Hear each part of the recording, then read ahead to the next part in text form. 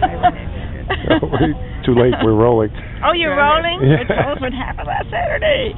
Okay, well, number one, I was like really excited that they were having this here, and I was just really, really, really excited that I could sign up for a couple. And John Pastrick and I went to the, it was supposed to be terrestrial insects on Saturday afternoon, except that found out later that had been canceled. It was actually, the prairie was actually, there was a tree blocking it.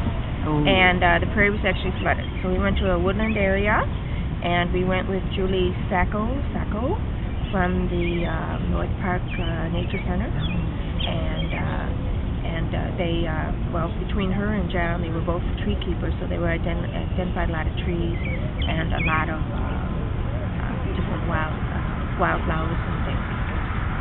And what was really cool, she had a digital camera, so she could take pictures of the things that she did not know, so she could identify them later without having to actually snatch them up.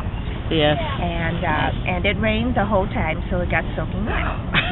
And but it was great. And when we went back to Chelberg Farm Center there, they had sandwiches and pop and cookies and potato chips for us.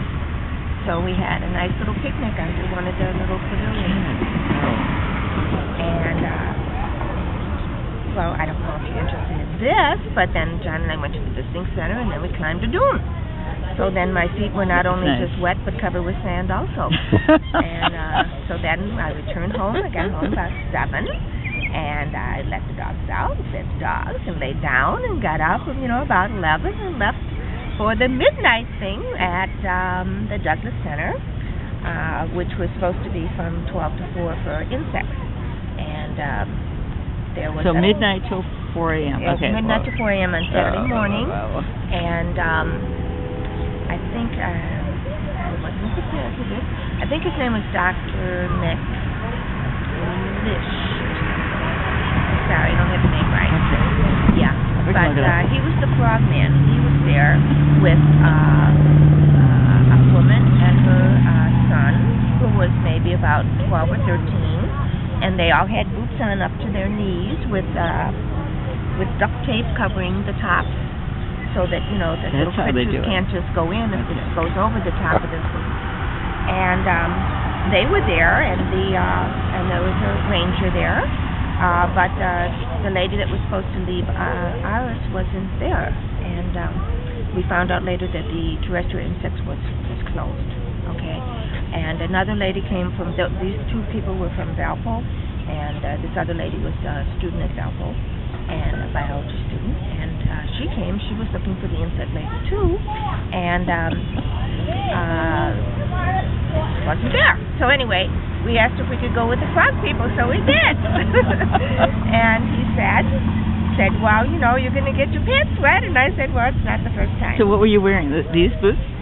Yeah, just gym shoes, and she was too. So, but she was really gung-ho for it too. So we went out, and he had a flashlight for her with a headlight.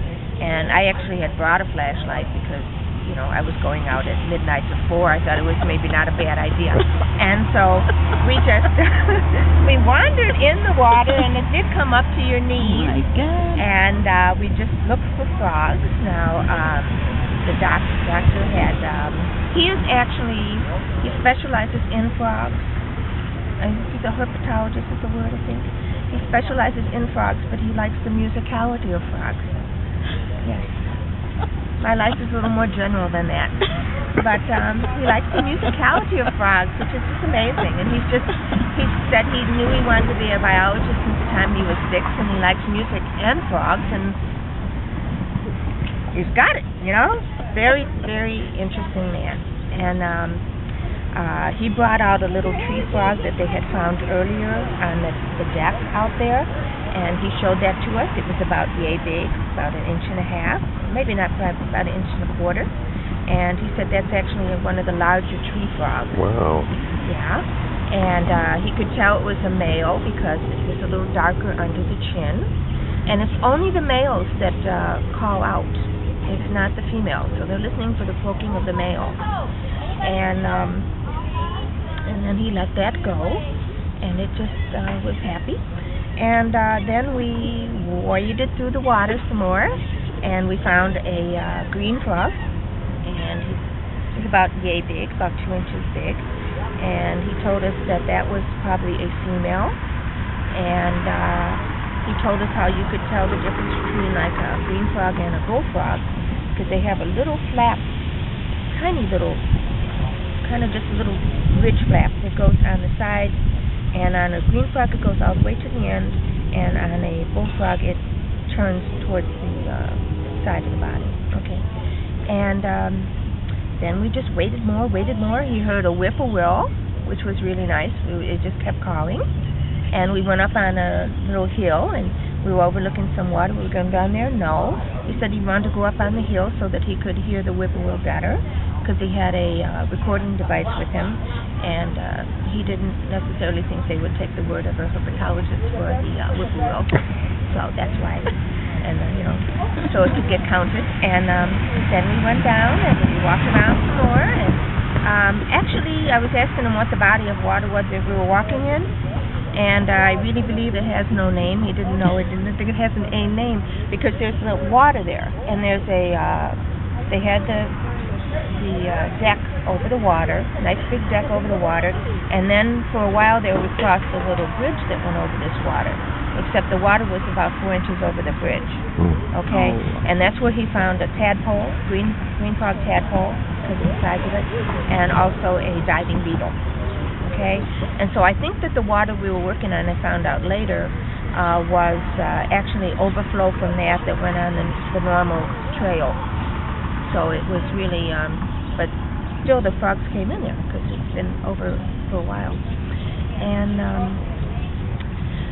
that was pretty much it as far as what we found there. And so then I went to West Beach, and I signed up for a birding in the morning because I was still awake, and I figured I could maybe do that. I hadn't signed up for that originally because I thought I'd be asleep, but and I went over to the tent where the scientists were. The lady said like they would probably welcome a little company right now, and I talked to one of the rangers who's actually into restoration, and he's trying to get rid of invasive species over there, and he was having a little trouble with the darling mustard also. And I talked to the beetle guy, who they didn't get a chance to go out because for whatever reason, I have to find that out yet, they canceled the insects, and when I was actually signing up for the others, said the insects were dying, so I don't know if they were putting the lights on them and then they were drowning.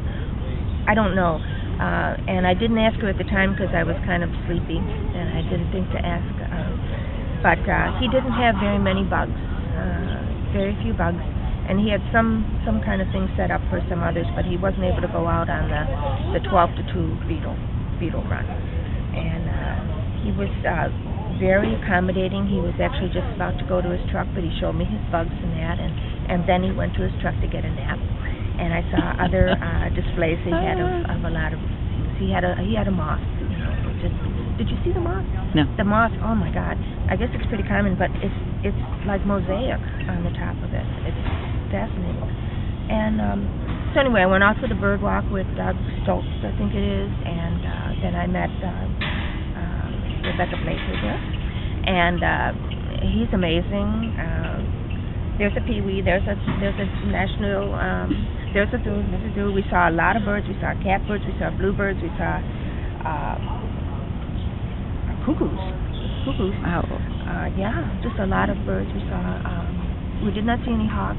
They saw. I think they saw hawks on the one before that. Another one he went to, and they saw actually a hummingbird on another one he went to. We didn't see that, but a lot of. He had 67 altogether, but that was multiple counts of things. So I don't know how many actually. Okay. And anyway, it was wonderful. And I did not go back for the afternoon. I should have. I forgot about the booth. But I would go again in a second and sign up for everything I can. And I thought it was just really a great thing, and I had a wonderful time.